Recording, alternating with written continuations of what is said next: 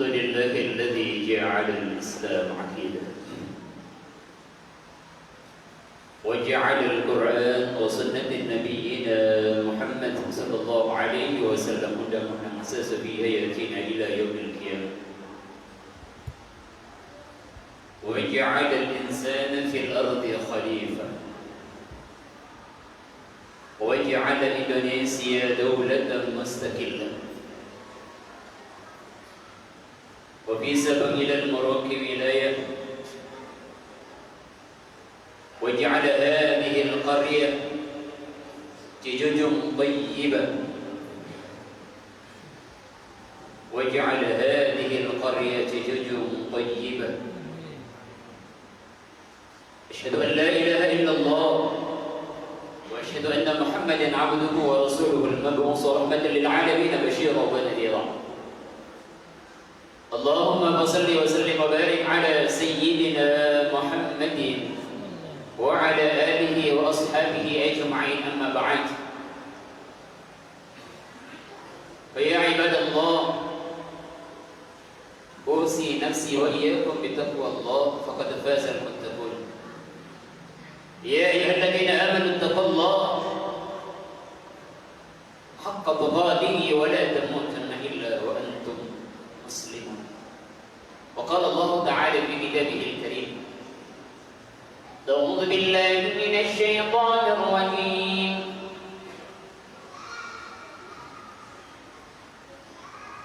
ومن الناس من يقول آمنا بالله وباليوم الآخر وما هم بمؤمنين وقال رسول الله صلى الله عليه وسلم يشيك أن يعتل الناس زمان لا يبقى من الإسلام إلا اسم ولا يبقى من القرآن إلا اسم ومساجدهم عامرة وهي خراب من الهدى وعلماؤهم شر من تحت عليم السماء من عندهم تخرج الفتن وفيهم تون أو كما قال رسول الله صلى الله عليه وسلم kemuliaan hanya milik Allah. Kebesaran dan keagungan hak prioritatif Allah Subhanahu wa Ta'ala. Jikalau ada manusia yang merasa mulia, merasa besar, merasa agung, merasa hebat, Fir'aun la'natullah alaih.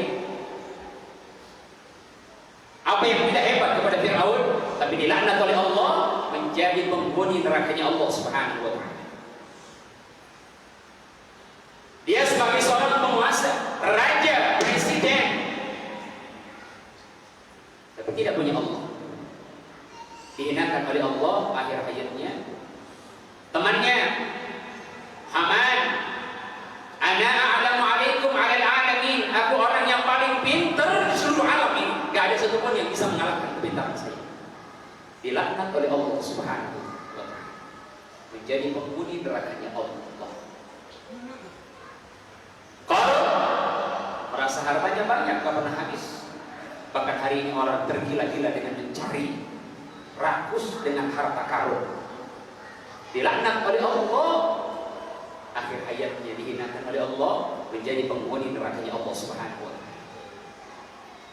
Ubay bin Khalaf merasa hebat, merasa kuat, badannya yang kekar, bahkan mengaku Nabi.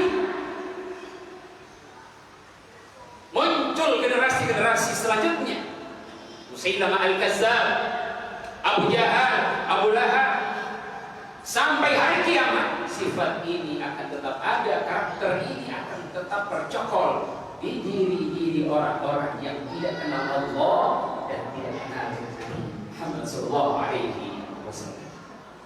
Salawat dan salam atas junjungan Nabi besar Muhammad sallallahu alaihi wasallam, keluarga, para sahabatnya sekalian, termasuk kita yang hadir di Jumat ini. Insyaallah di bulan Sya'ban yang sesaat lagi, hitungan hari, kita akan bertemu dengan bulan yang begitu mulia, bulan Ramadan. Allah sampaikan umur kita, afiat kita, jasad, zahir, batin kita bersama keluarga kita masuk ke dalam bulan Ramadan yang dimuliakan oleh Allah Subhanahu wa Ta'ala. Amin ya rabbal alamin. Jemaah dimuliakan Allah Subhanahu wa Ta'ala. Ketika Sultanul Awliya Syekh Abdul Qadir Jilani qaddasallahu sirrah, keturunan Rasulullah yang ke-12. Dia syahid, dia juga mendapatkan syarifah. Ibunya syarifah, bapaknya syahid. Punya anak 34 orang, yang hidup hanya 18 orang. Semua jadi ulama-ulama besar. Suatu saat dalam kajian majelis yang dihadiri sekitar 3.000-an jemaah, ada satu yang di dalam majelis bertanya, "Ya Syekh, mata sa'ata dirahatil 'ala da'wah?" Ya Syekh Abdul Qadir Jilani, kapan saatnya kita berhenti untuk berdakwah? Apa kata beliau? Indaha tadkhulul jannati, ketika engkau melangkahkan rijlaik, kaki engkau masuk ke dalam surga, disitulah istirahatnya kita dalam dakwah. Jemaah sekalian yang dimuliakan Allah, dakwah ini ummul faraid, induknya keperduan. Tidak akan pernah ada masjid, tidak akan pernah ada madrasah, tidak akan ada majelis taklim, tidak akan ada sholat, puasa, zakat sebelum adanya dakwah. Apa kata Rasulullah? Ta'allamul iman, ini dalam koridor dakwah. Summa ta'allamul Quran, kalian belajar iman. Berapa lama dididik oleh Rasulullah? Iman 13 tahun. Berapa lama mengaplikasikan iman? 10 tahun. 23 tahun dalam koridor. Sholat belum ada, puasa belum ada, zakat belum ada. Apalagi pondok pesantren, majelis taklim belum ada. Apalagi masjid, baru masjid Kuba. Jemaah dimuliakan Allah Subhanahu wa taala, kapan saatnya kita berhenti berdakwah? Mengajar, dakwah ini bukan mengajar. Dakwah ini tidak harus punya label S1, S2, S3, profesor sampai botak kepalanya, bukan itu landasannya. Harus punya kitab segudang di dalam rumah, bukan. Harus tamatan pondok pesantren, bukan. Harus jadi kiai, bukan. Dakwah ini mengajar. Tetapi ketika pada level mengajar, maka harus ada background ilmu, sains dan teknologi yang harus dikuasai orang tersebut. Siapa yang punya sifat dai? Wallahu yad'u ila daris salam. Allah mengajak ke tempat keselamatan. Orang yang diajak itu sebenarnya diajak ke tempat keselamatan. Yuk sholat, dakwah. Yuk ngaji, dakwah. Yuk kita silaturahim, dakwah. Yuk kita datangin orang-orang yang hari ini belum sholat, yang belum datang ke masjid, itu dakwah. Ketika mereka masuk ke dalam masjid, maka diserahkan kepada kiai, kepada guru, kepada ustaz untuk mengajarkan ilmu kepada mereka. Siapa tugasnya dakwah ini? Bukan kiai, bukan ustaz, bukan guru besar, bukan tuan guru, bukan abuya, tetapi tugasnya adalah umat Rasulullah Sallallahu Alaihi Wasallam. Kalau dihitung kiai berapa jumlah kiai? Dihitung ustaz berapa jumlah ustaz? Allah karim, la haula wala quwwata illa billahil aliyyil azim. Maka kata Syekh Abdul Qadir Jilani, kalian bisa istirahat dakwah ketika kaki kalian sudah masuk ke dalam surga. Jangan dimuliakan Allah Subhanahu wa taala. Maka perkara yang paling mengkhawatirkan, musibah besar yang paling menggoncang seluruh alam ini, apa dia?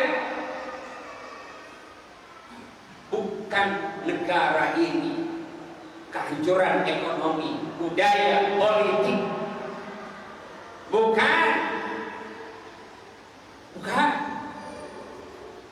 Musibah yang paling terbesar ketika umat ini sudah meninggalkan dakwah, maka Allah akan munculkan berbagai macam ujian, bala, bencana, bahkan azab tingkatan yang paling tertinggi. Apa itu? Yang pertama, keyakinan manusia akan berusak, maka mereka akan menjadi murtad. Jemaah sekalian, ternyata kekayaan harta, pangkat tidak sanggup untuk menghadirkan keyakinan yang benar di dalam, apatah lagi orang yang tidak punya apa-apa. Terjadi hari ini,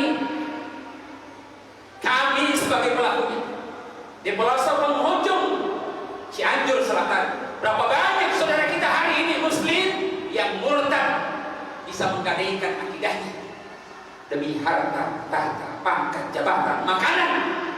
Karena memang setelah kita teliti, naudzubillah, kehidupan mereka sangat di bawah rata-rata. Masih sangat sedikit, bisa dihitung dengan jari, orang-orang yang empati kepada saudaranya sendiri, seakidah belum sanggup untuk menjelajah masuk ke dalam pelosok Cianjur Selatan. 2 minggu kemarin, subhanallah, ada 7 orang binaan kita yang sudah murtad, kita kembalikan lagi menjadi Islam. Tapi karena empati umat Islam dalam keadaan sakit, mereka membutuhkan biaya yang tidak luar biasa.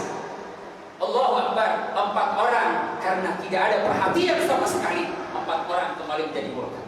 1 orang yang tidak sanggup kita jaga akidahnya, sama kita memurtadkan seluruh umat manusia di seantero dunia ini. Di mana orang-orang yang ahli agama, yang kaya raya, yang bisa berdalih, tapi ketika melihat saudaranya yang hari ini butuh bantuan, butuh pertolongan, hanya sekedar untuk kehidupan mereka, kekuatan tulang mereka untuk ibadah kembali kepada Allah Subhanahu wa Ta'ala, maka pantas dikatakan Rasulullah, nanti di akhir zaman akan bermunculan orang-orang yang egois, hanya mementingkan dirinya sendiri. Yang penting saya selamat, perkara lu sengsara. Emang kau pikirin? Dia ibadah, dia sholat, dia ngaji, tapi tidak memperhatikan umat Rasulullah SAW. Maka pantas dikatakan oleh Syekh Abdul Qadir Jailani, engkau memberikan makan kepada orang yang lapar itu lebih baik daripada engkau tawaf 1000 kali di Mekah. Engkau memberikan suapan makanan kepada orang yang membutuhkan makanan, itu lebih baik engkau sholat 1000 rakaat tengah malam. Allah Akbar.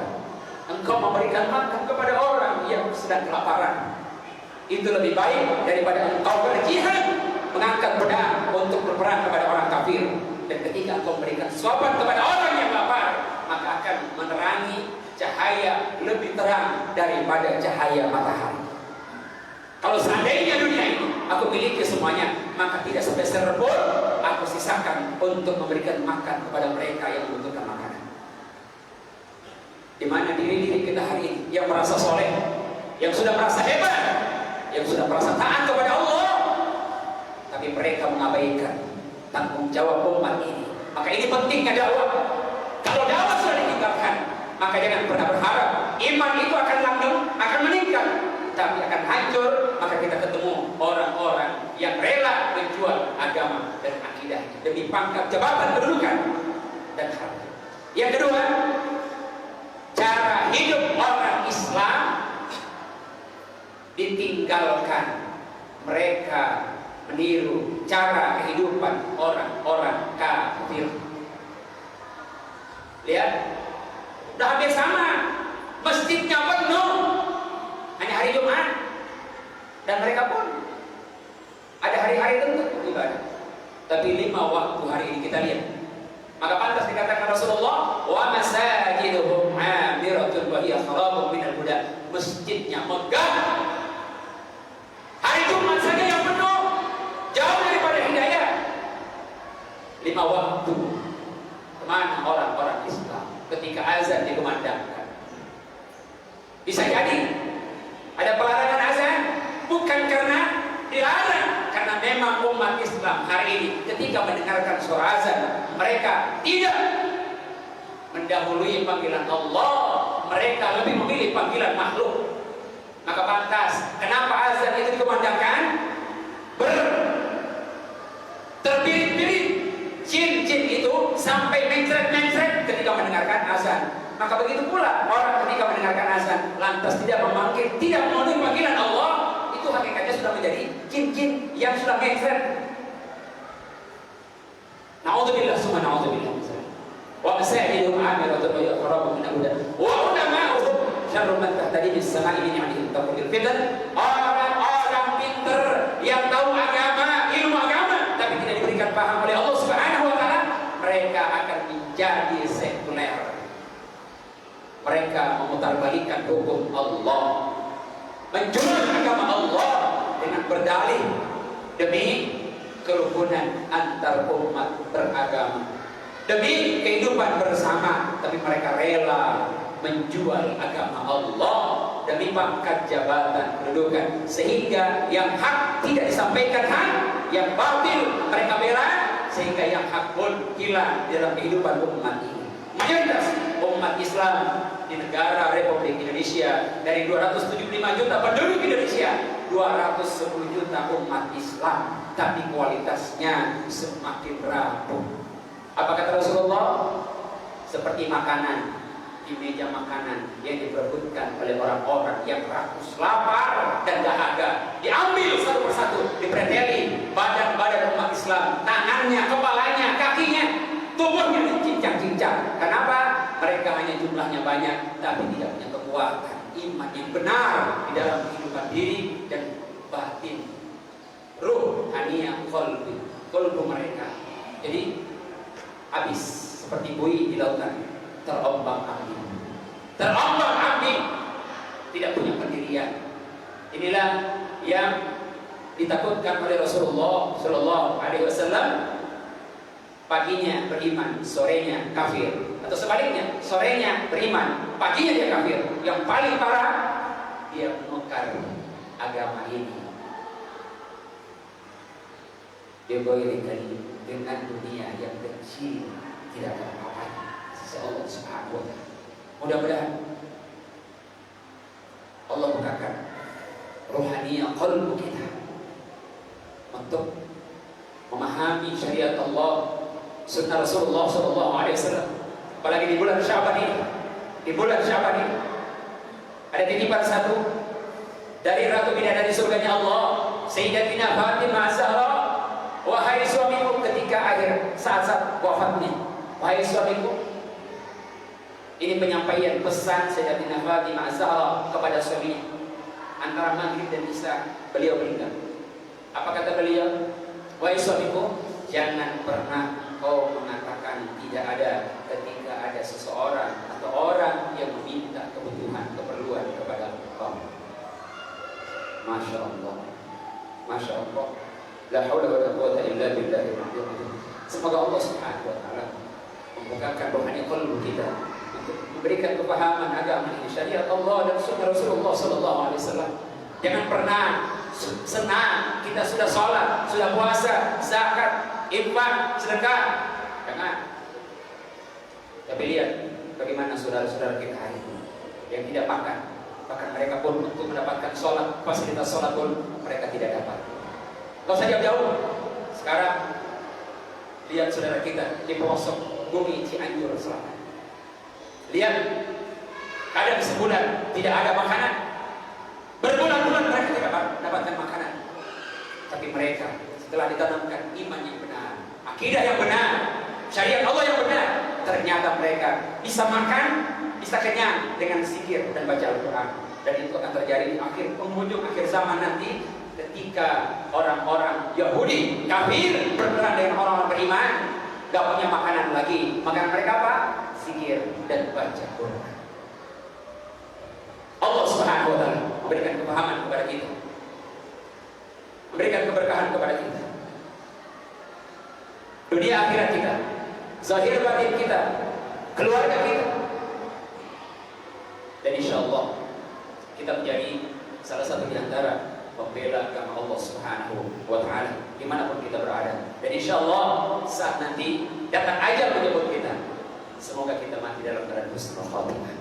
امين يا رب العالمين. بارك الله لي ولكم في القران العظيم ونفعني واياكم ما فيه من الايه والذكر الحكيم وتقبل مني تلاوته انه السميع العليم. اقول قولي هذا واستغفروه انه الغفور الرحيم. اللهم صل على سيدنا محمد وعلى آل سيدنا محمد.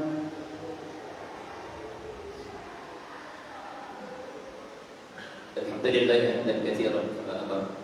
اشهد ان لا اله الا الله ارغما لمن جاهد به وكفر.